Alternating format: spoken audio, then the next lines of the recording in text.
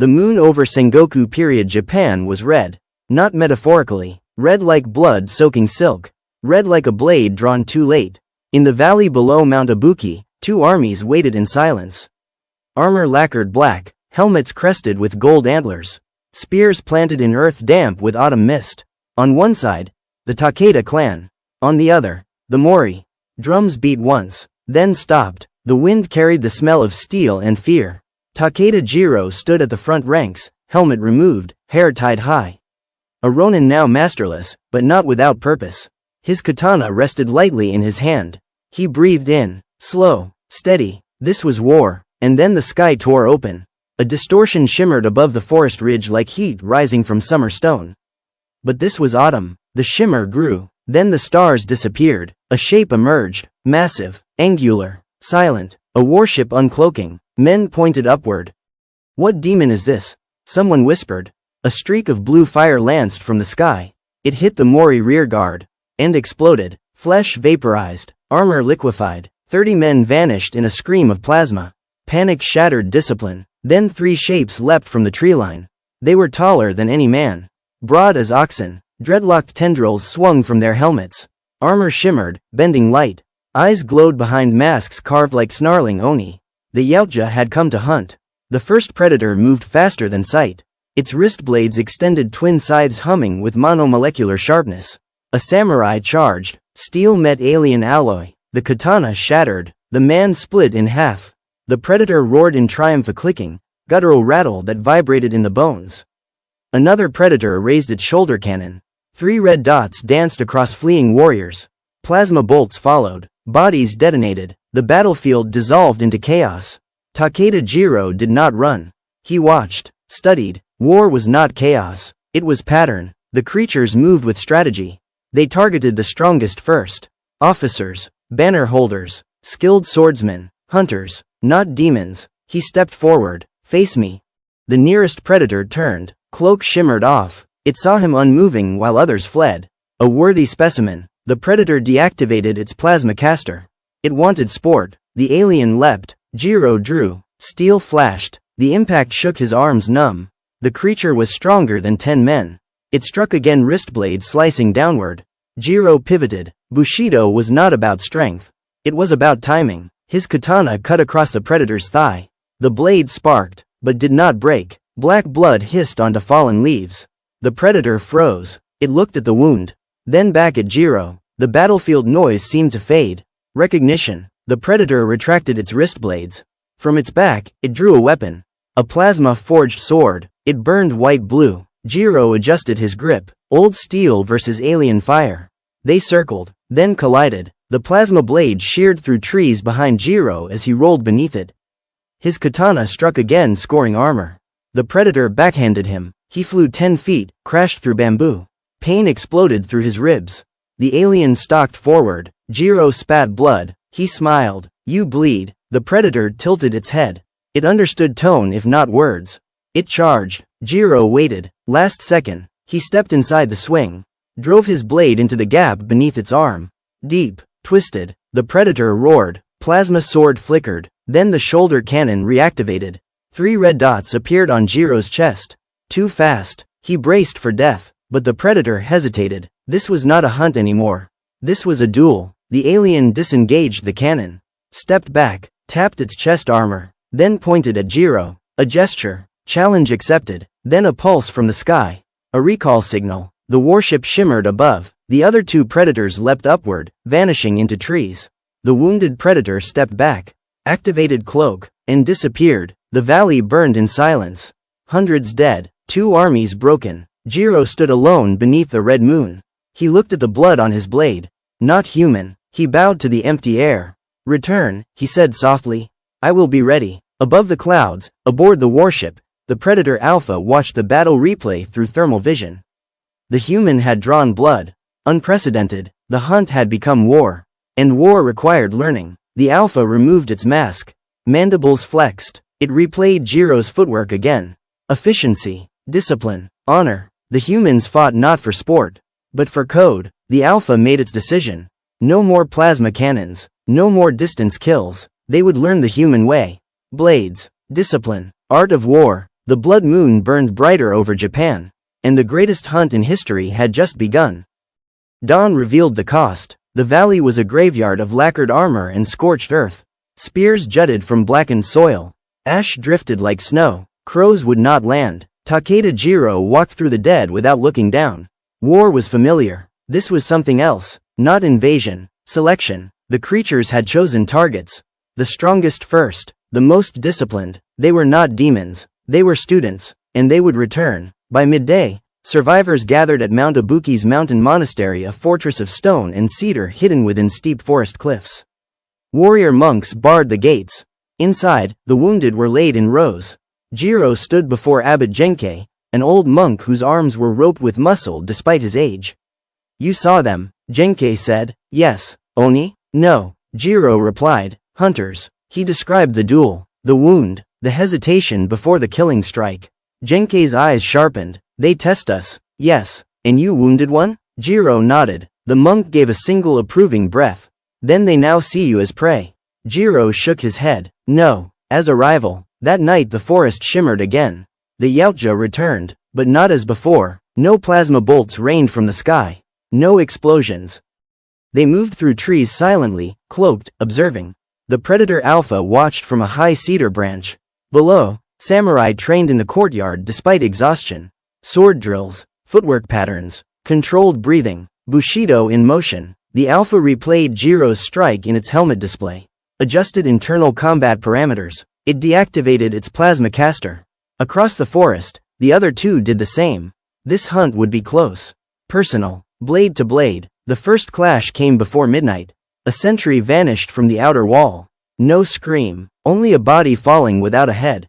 The alarm bell rang once. Then stopped severed rope. The monastery erupted into motion. Monks grabbed naginata. Samurai formed ranks in the courtyard. Cloaked distortion flickered near the gate. Jiro watched the air. "Left," he said calmly. A monk thrust his spear blindly. It struck something solid. A roar shattered the silence. The predator decloaked impaled through the shoulder. It ripped itself free and swung. 3 monks died in a heartbeat. Jiro charged. Steel flashed. The predator extended wrist blades. Clash. Sparks burst like fireflies. Jiro pivoted, slashed low. The alien leapt back, studying him. Then it did something unexpected. It retracted its wrist blades. From its back it drew a weapon, not plasma. A curved blade of alien metal. Forged for edge combat. The courtyard fell silent. Even the wounded stopped moaning. This was not slaughter. This was challenge. Jiro stepped forward. One at a time, he ordered. The samurai obeyed. The predator Alpha watched from the rooftop, analyzing. Human code of honor restricted numbers. Fascinating. Limitation created discipline. The duel began. The alien struck first heavy downward arc. Jiro met it. The impact cracked stone beneath his feet. Strength against structure. The predator's blade moved in wide killing sweeps, efficient but built for dominance. Jiro's katana moved in precise cuts, economy of motion. The predator feinted high. Jiro did not bite. Instead, he stepped inside range again. Close. Too close for power swings. The katana pierced between armor plates at the ribs. A shallow cut, but deliberate. Black blood hissed. The predator staggered back, and laughed, a clicking rattle of approval. It adjusted stance. Lower now. Adaptive. It had learned. They clashed again. Faster. Steel rang like temple bells. The alien attempted a grapple. Jiro broke free with an elbow strike to its jaw mandibles. The courtyard gasped. No one had touched the creature's face before. The predator froze. Slowly, it reached up. Removed its mask. Gasps turned to silence. Its face was nightmare-made flesh, mandibles spread, eyes deep and reptilian. But not mindless. Focused. Warrior to warrior. The predator tossed the mask aside. This would be equal. The fight resumed without hesitation. Now the alien moved differently, freer, more instinctive. Jiro's sleeve burned as the blade grazed him. He countered, slicing across the predator's forearm. They broke apart, both bleeding. Breathing. Measuring. Above, the Alpha clicked approval. Then, a second predator dropped into the courtyard behind Jiro. Not to duel, to kill. It activated its shoulder cannon. Red dots climbed Jiro's spine. The Alpha roared, a command. The second predator hesitated. Dishonor. But hunger for trophies overrode obedience. It fired. Genkei tackled Jiro aside. Plasma scorched stone where he stood. The courtyard exploded into chaos. Samurai charge. The duel dissolved into melee. Jiro rolled to his feet. He saw the rogue predator cutting through monks indiscriminately. Not hunting, massacring. This was no student of war. This was pleasure killing. Jiro sprinted, dodged a plasma blast, leapt onto a fallen pillar, and launched himself onto the predator's back. His katana plunged down through the neck joint. Deep, the alien roared and thrashed. Jiro held tight, twisted, the blade severed spinal cord. The predator collapsed, twitching. Dead. Silence spread outward. The alpha dropped from the roof, landed between Jiro and the fallen body. It looked at the corpse, then at Jiro. Slowly, deliberately, the alpha activated a device on its wrist. The rogue's body began to burn self-destruct containment, preventing dishonored death from becoming trophy. The alpha looked down at Jiro, then did something none expected. It knelt, not submission, acknowledgement. It struck its own chest once, then pointed at Jiro again. Champion. Then it leapt backward into darkness and vanished. The remaining predator followed. Gone. The courtyard smoldered. Half the monastery lay in ruins. Genkei coughed, blood on his lips. They have laws, the monk whispered. Yes, Jiro said, and one broke them. Jiro cleaned his blade slowly. They are learning. Genkei studied him. And you? Jiro looked at the burning alien corpse. Yes. He turned toward the forest. They will return with champions. The red moon rose again beyond the mountains. Above the clouds, aboard the warship, the Alpha marked one human designation. Takeda Jiro. Worthy. The hunt was no longer simple. It was now ritual, and ritual demanded champions. War would not end in ambush. It would end in duel. The third night arrived without wind. No insects. No owls. Even the forest held its breath. At the base of Mount Ibuki, beneath the red harvest moon, a clearing had been carved from the trees. Not by men, by heat, perfect circle, glassed earth, blackened trunks standing like pillars around an arena. An invitation. Takeda Jiro stepped into the clearing alone. Behind him, at the tree line, waited samurai and warrior monks, silent, armored, disciplined. They would not interfere unless the code was broken again. Above, the sky shimmered. The warship decloaked briefly a dark geometry against crimson moonlight, then vanished. Three figures dropped from the canopy. The Predator Alpha stood at their center. No plasma caster, no ranged weapon, only armor, blade, ritual markings painted in luminous green across its chest. It struck its wrist device. A pulse expanded outward. A translation matrix activated, crude, fragmented. Broken human words emerged from its mask speaker. Champion chosen. Jiro stepped forward. I stand. The Alpha tilted its head, then pointed to the opposite edge of the arena. From the trees emerged something larger than the rest. Broader shoulders, heavier armor etched with skull sigils. Twin plasma forged glaives humming at its back. This was no scout, no hunter. This was their war champion. The samurai murmured. Jiro raised a hand. Silence returned. The Alpha extended a clawed finger. First blood, single combat, no interference. Jiro nodded once. Agreed. The Predator champion removed its shoulder cannon and dropped it outside the circle. It drew one glaive. The weapon ignited a crescent of white-blue plasma along a reinforced core. Longer than any katana, capable of shearing through stone. Jiro slid his katana free. Steel whispered in the night.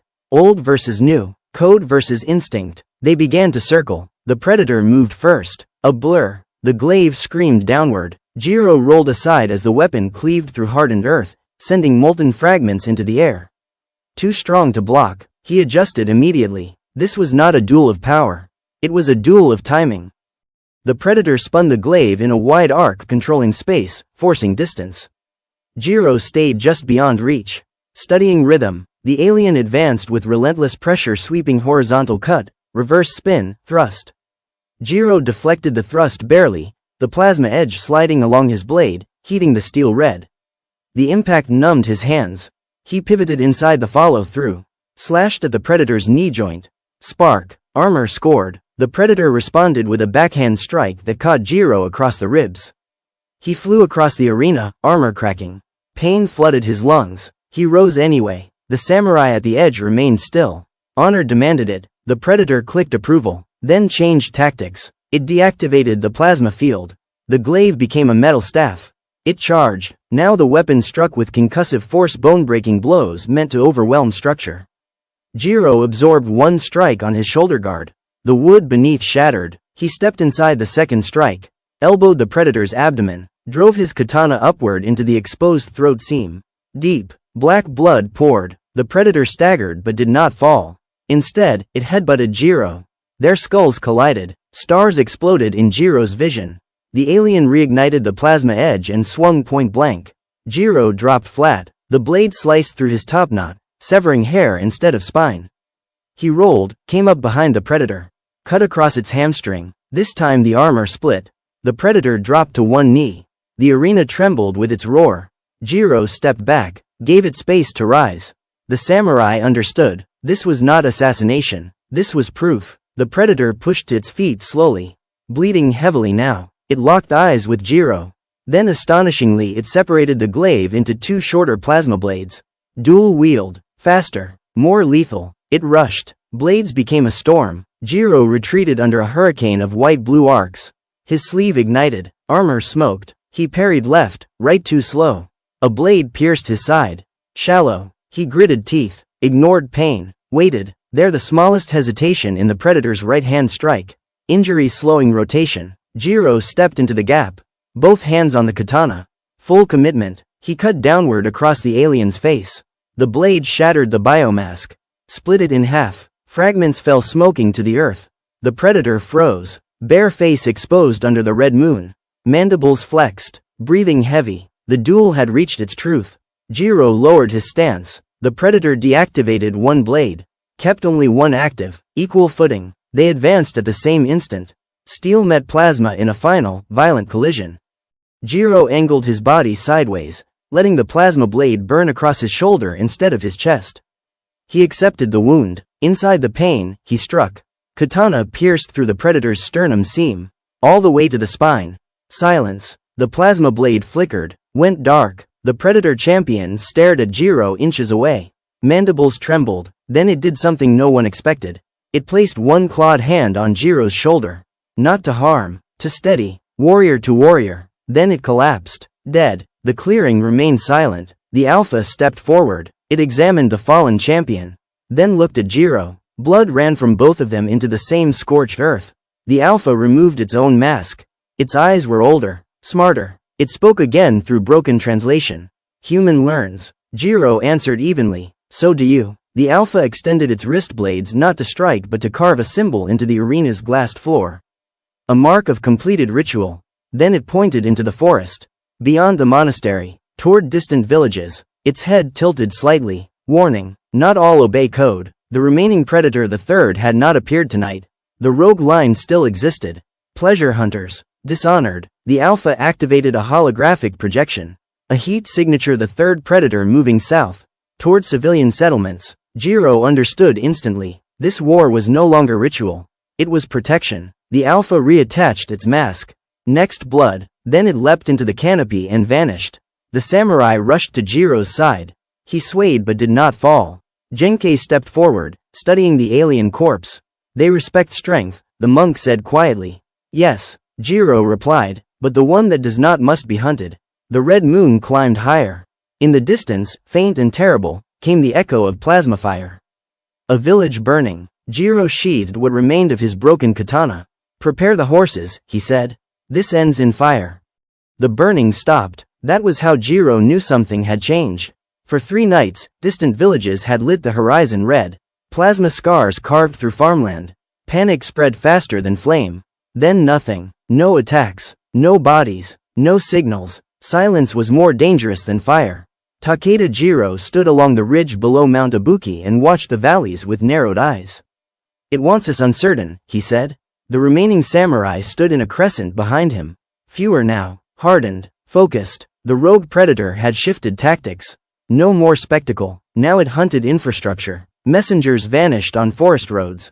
Supply caravans never arrived. Watch posts were found empty. No blood, no struggle. Just absence. The alien had begun erasing support. Starving resistance. Learning war beyond the duel. Jiro ordered decentralization. No more clustered defense. No more predictable routes. Units moved in small rotating patrols. Horn signals changed nightly. Fires were limited and shielded. The predator adapted immediately. It stopped killing. Instead, it watched. Twice, Jiro felt that subtle prickle along the spine. That sense of being measured. Once, he caught a distortion across a riverbank at dusk. He did not pursue. He bowed slightly instead. Acknowledgement. The distortion stilled, then vanished. The hunt had become something stranger. Mutual study. On the sixth night, the predator struck not with force, but with disruption. Every horse in the monastery stable was released simultaneously. Supply stores were relocated, not destroyed, rearranged into unfamiliar patterns. Weapons racks inverted, banners moved, no casualties, just disorder. Men woke disoriented, doubt crept in. If it could move unseen among them, what else could it do? Jiro walked through the monastery courtyard slowly. It had been inside, among sleeping warriors, and chose not to kill. Why? He examined the gate mechanisms, the watch rotations, the shadows between lantern light.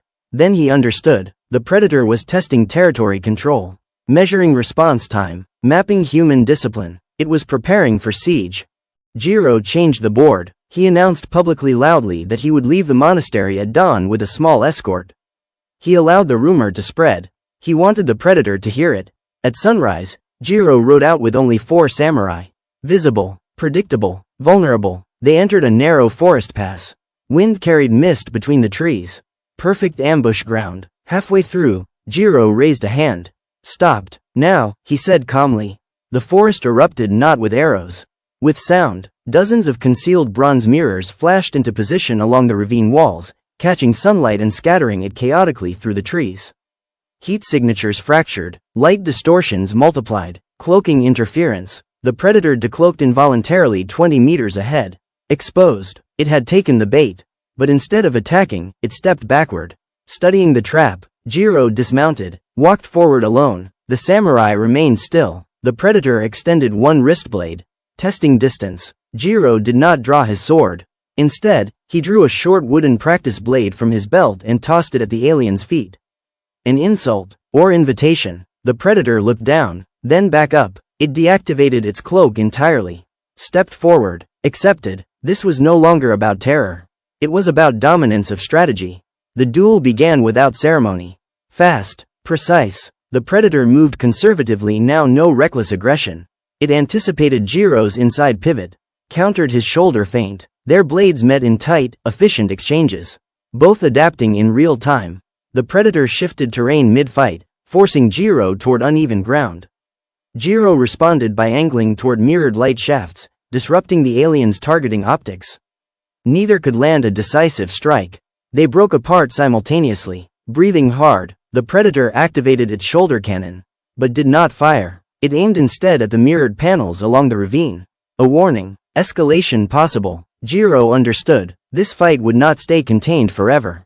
The predator stepped back slowly, then did something unexpected. It pointed toward the monastery, then toward the sky, then at Jiro. A final duel. Not here, not hidden, public, decisive. It cloaked and vanished. The mirrors dimmed as samurai lowered them. One of them exhaled shakily.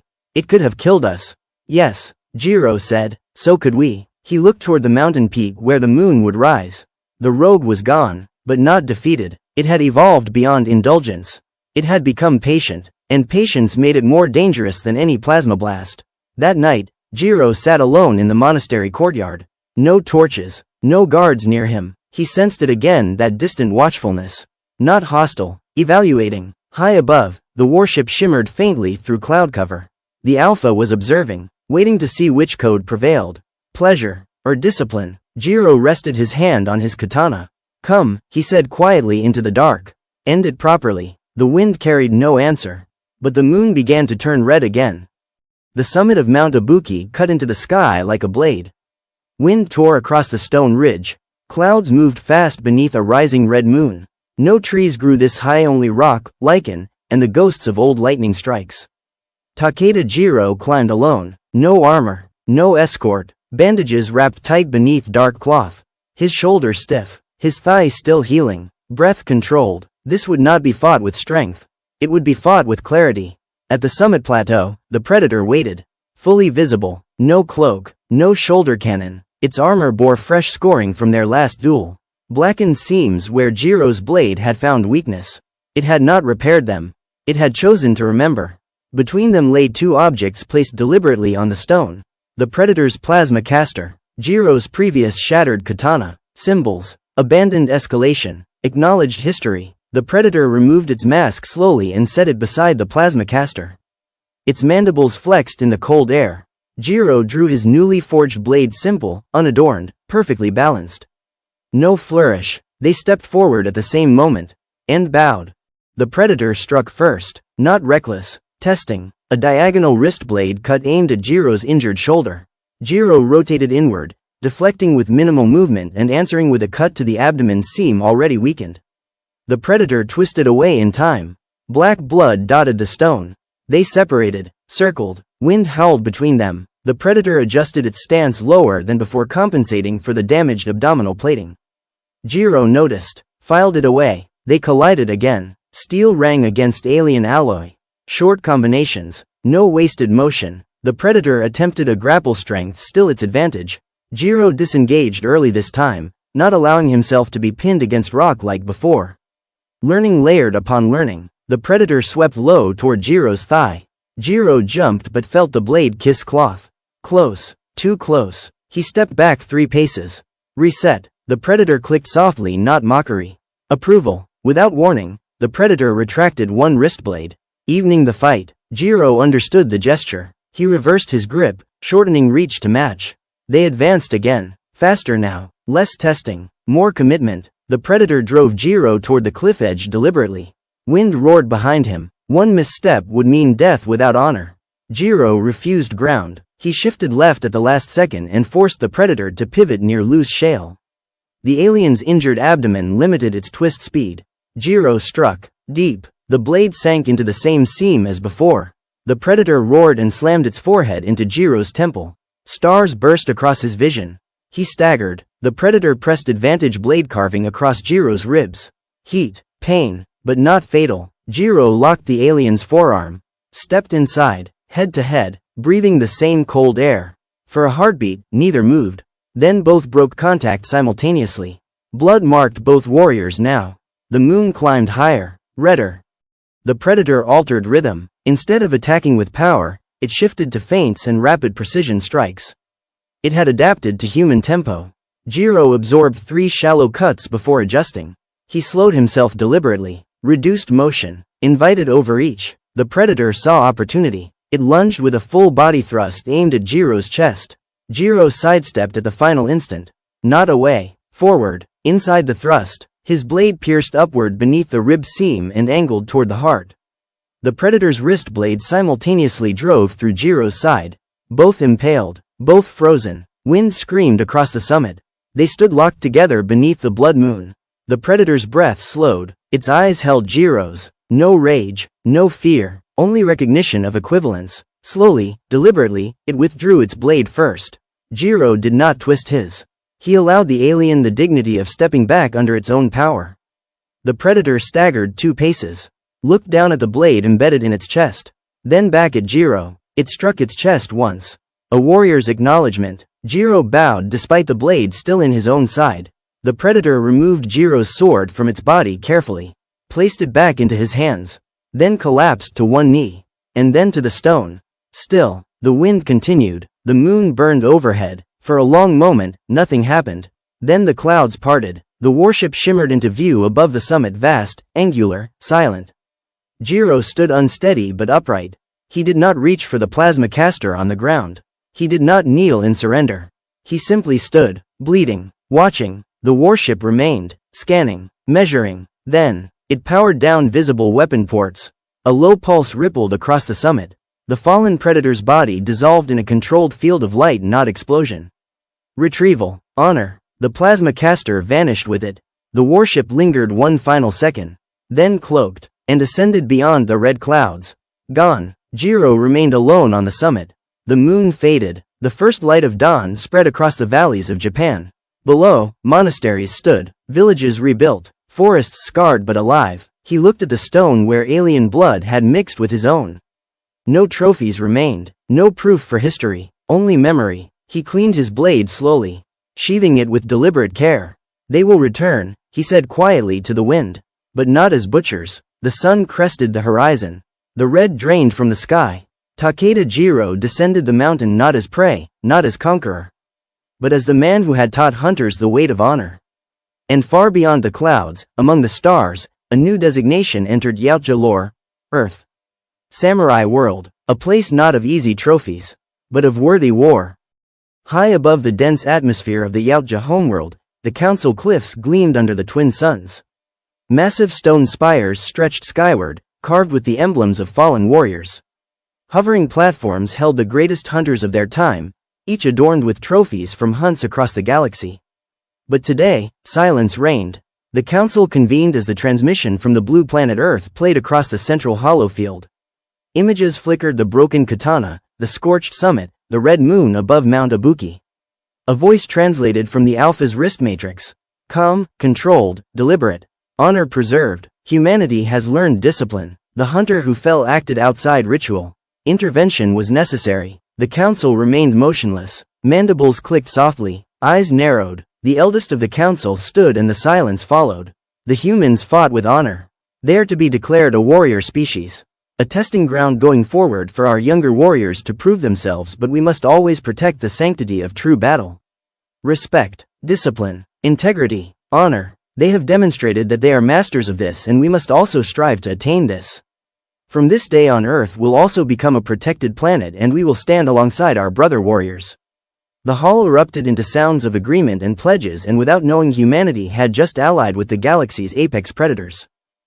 Thank you for listening, and don't forget to like, comment, and subscribe for more videos.